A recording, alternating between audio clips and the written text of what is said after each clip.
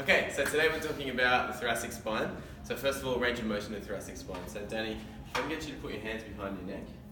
When you're doing this, you're aiming to get the hands down as far as you can behind the neck, so not up behind the head.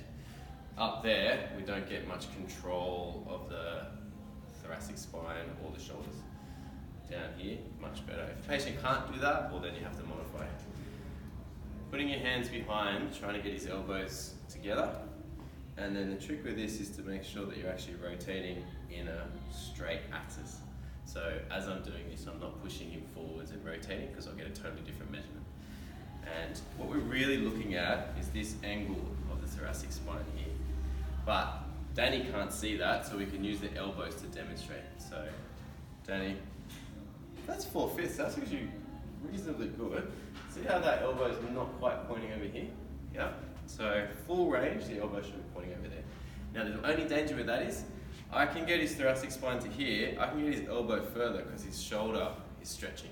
So you've got to make sure that you're actually pushing back to stabilize the shoulder blade in the shoulder and rotate.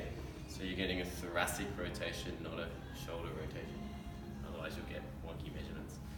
So that's rotation, obviously you're doing both sides. Extension, this is a tricky one. Your hands at the front and your hand at the back, and it's a scooping motion like that. So using that physiform grip, coming underneath the spinous process, and I'll do it at 3 levels. So I'll do it upper thoracic, mid thoracic, oh Danny, and lower thoracic. And Danny, that's halfway. Can you feel, what's stopping you going any further there? It's just not going. Not going. And what we're looking for is the elbows. Full range would be more like almost straight up to the roof, so like 80 degrees. Okay, so that's our rotation and extension. We'll look at some combined movements and some flexion. So Danny, can you put your hands across your shoulders like this? Now, what we're going to do is I'll get you to try and slump forwards or bend forward. Excuse me. So here we're looking at flexion.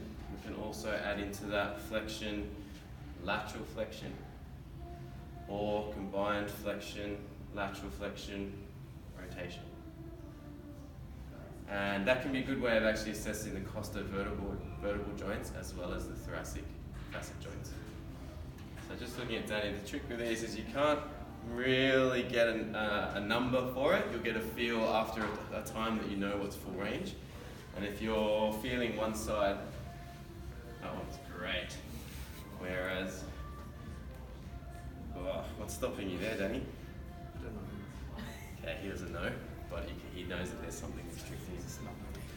Okay, so that's the range of motion for thoracic spine. Next video coming up will be looking at a couple of muscle links around the shoulder or thoracic spine as well.